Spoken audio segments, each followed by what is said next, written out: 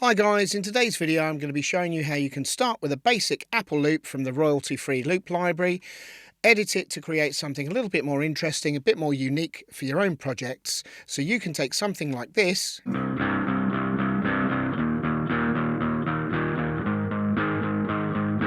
and turn it into something like this.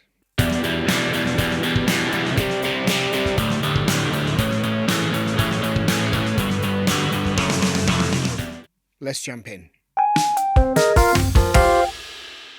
So here we are in Logic. We've started a new project and I've just created a new audio track. I'm going to open up the loop library with the O key. And for this demo, I'm using a loop called Across the Lifey. There you go, Across the Lifey, I think that's the right way to pronounce it. And it's the rhythm guitar. This is what it sounds like.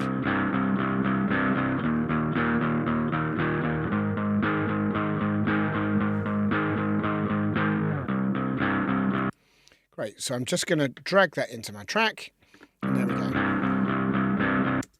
Now I can close the loop library.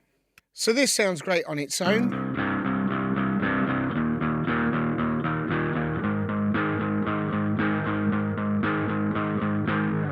But the trouble with Apple Loops is that there are millions and millions of Logic Pro users who are potentially using exactly the same thing that you're dragging into your project. So what I like to do is start with a basic Apple loop, but then edit it to create something a bit more unique. So the first thing I want to do with this loop is just duplicate it. And I'm going to do that by clicking on the track, hold down the Option key and drag it down. So now I've got a copy of it. I've got this as my original reference. I can mute that and I've got a new copy of it. What I'm also going to do here is just zoom in a touch on this loop, and I'm going to select the loop and press the U key to just cycle it there. So the next thing I'm going to do is start to just sort of chop it up a bit, and an obvious place is just on each bar. So I can select the track and just use Command and T. I'm going to go and chop it up at each of the 4 bars here. And now I can start to play around with the sounds. So what I want to do is create a bit more interest by changing the chord progression here and making it into something a bit more unique.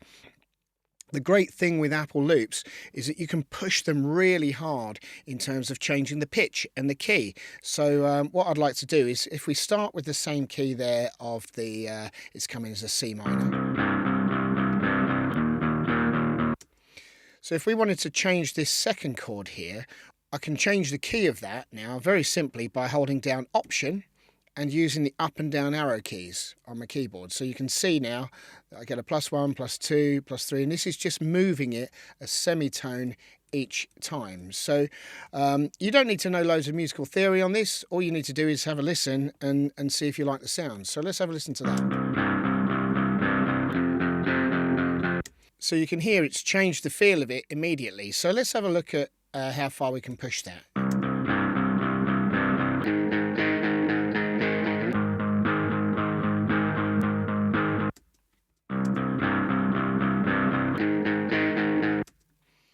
So I think what I want to do with this chord is actually cut it again, and I'm going to trim it in the middle. Again, I'm using Command and T there. And I'm going to actually now change this one. Unfortunately, because of the length of the name here, we're losing the visibility of the plus minus. You can just zoom in a little bit more to pull that back. So I can see they're both at +5. Let's try something different with this one halfway through the bar. So I can come down. Again, I'm using Option down key. You can also go into minus semitones here. So you can go down to like -1, -2. Let's have a listen to that.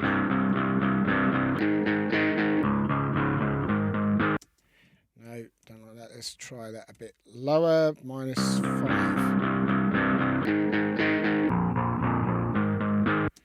Okay.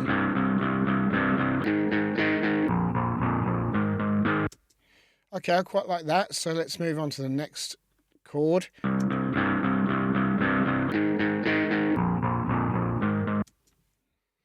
Let's make this one a minus as well and see where we can go with that.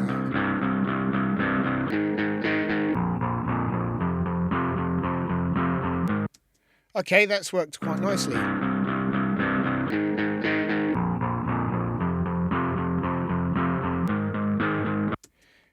like where it's going there though. So let's have a look. Let's think.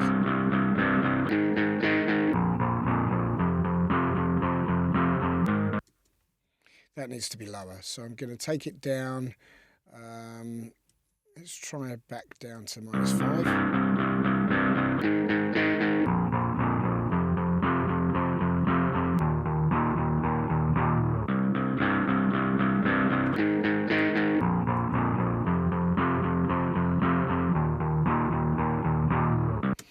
Now I'm quite liking that, but I think we could probably do a bit more here. So I'm going to chop it up again halfway through the bar, and let's try making that one lower. Let's see how this sounds.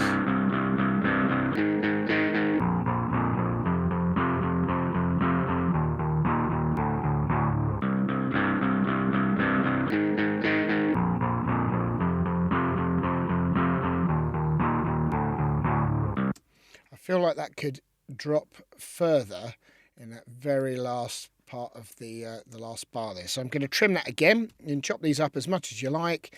And again, you can't see the plus minus when you're zoomed in, and it's got such a long title. But we've gone from -5 to -6. Let's go down another one there. See how that sounds.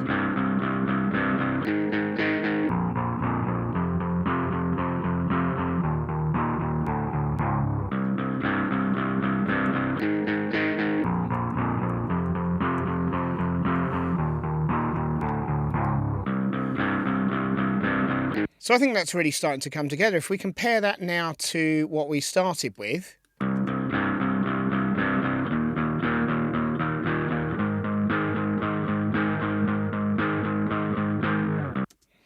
and this is what we've ended up with.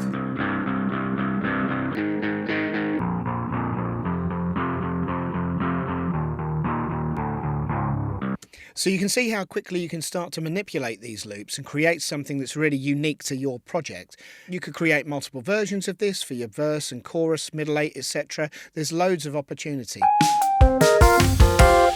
The other great thing about this is we can also change the key very quickly. So if we wanted to, say, make this into a key of D,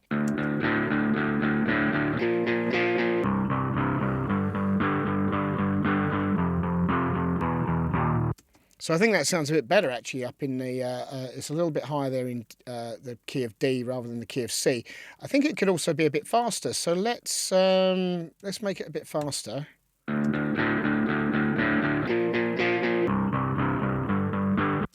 Could it be a bit faster still?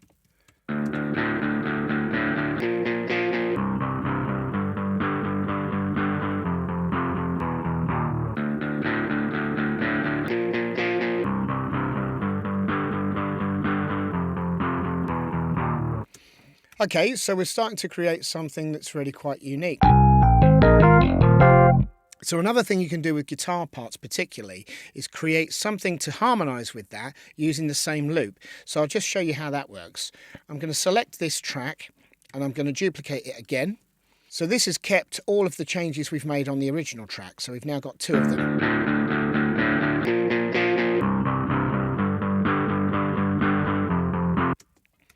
So what I can start to do now is actually manipulate this bottom track and get it to harmonise with that. So one of the first things you can do, an obvious choice, is an octave, which would be 12 semitones. So what I can do here is hold down the Option key and Shift and push up on the arrow key there. So that's now moved it an entire octave. So let's have a listen to that. Okay, I'm not quite so keen on that. Let me just zoom in on the project a little bit. I'm using now the Command and down arrow key just to look at the different parts that we've got going on here. So what you can do as well is start to drag things around in a slightly different order. So let me try this piece here. A nice thing with Apple loops, in fact any audio clip you're working with here, if you drag it out you can actually sort of restore it to the original section. So you can see there it's actually just continuing with the basic loop. So let me have a listen to that and see how that sounds. No, that's not right. Let's try pushing that up to something like an octave higher than its original key.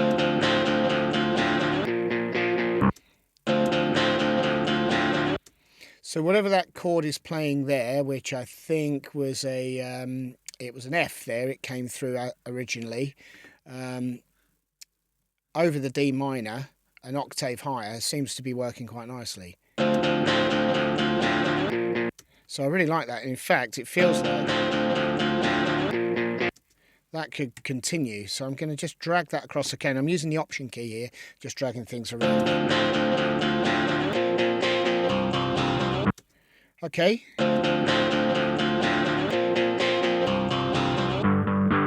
I quite like the chord change there, but that needs to be high. So I'm actually going to try and put that much higher. Let's see if that will work with an octave. That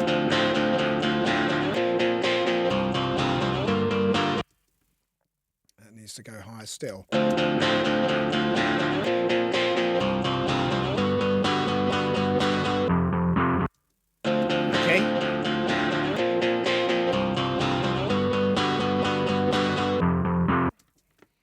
Okay, let's try that. So I'm liking what that's doing. Let's try putting this one up. In fact, I'm going to zoom in a touch more here to see what's going on with these last chords. So we're from a plus 13 now. So 13 semitones up from the original. Let's see what this one sounds like if I move it up to a similar kind of level. Let's have a look there.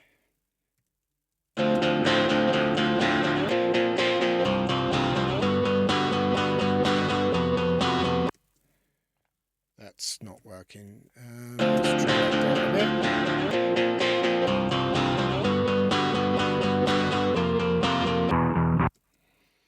bit. Okay, let's try that down a little bit further.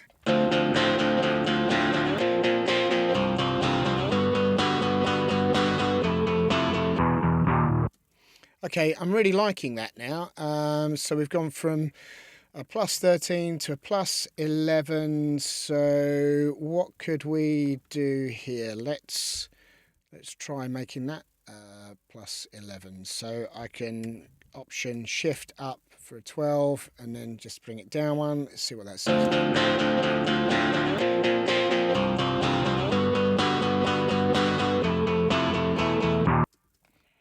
That needs to come down, doesn't it? So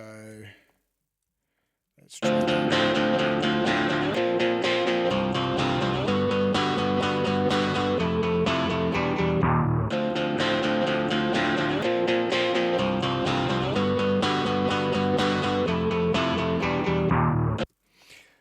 Okay, I'm liking this. So what about this last note? That needs to go somewhere. Maybe I could try the same thing on the plus 9 there to continue that kind of difference.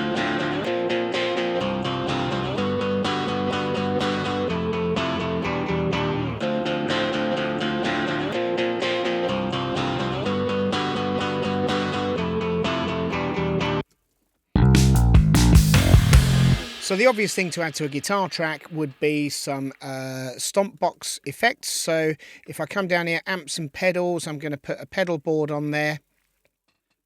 And let's make this a little bit more gritty. So I'm going to go with a tube burner.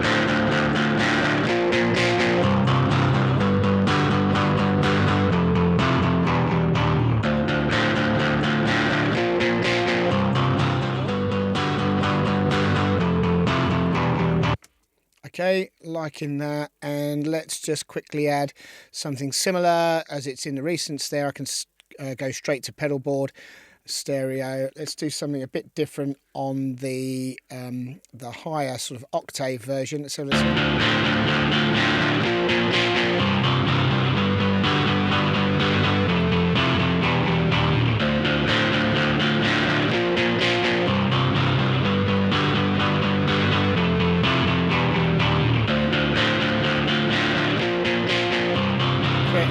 a little bit of stereo width there.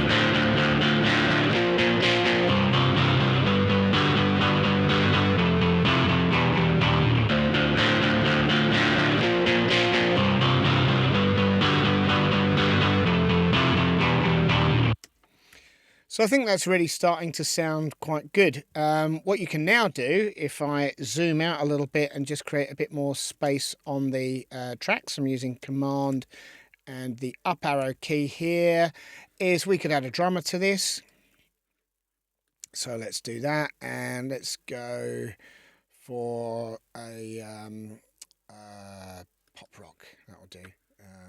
Stick that on, see what that does.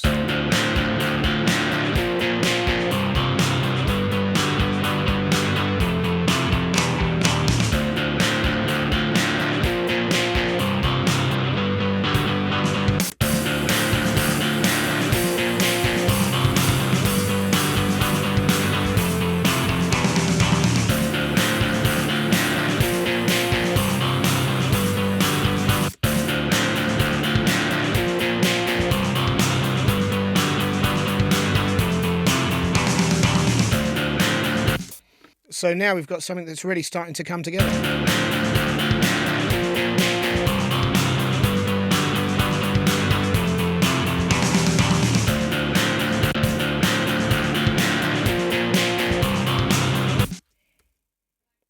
So remember, you can still change the key, you can still change the tempo of this. It's all still very dynamic because they're based on these Apple loops. So I could very quickly come up here and say, if we wanted to change it up to a key of E, and let's say we wanted to slow it down a bit to 120, that would be really quick to do.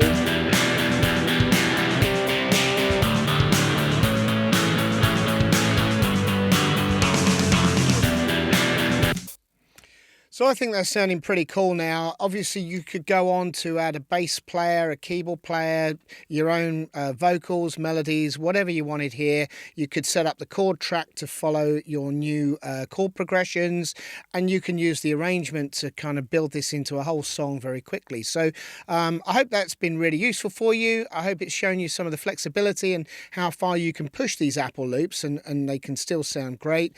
So look, have some fun with it. Please hit the like and subscribe button, and we'll see you on the next one. Thanks for watching.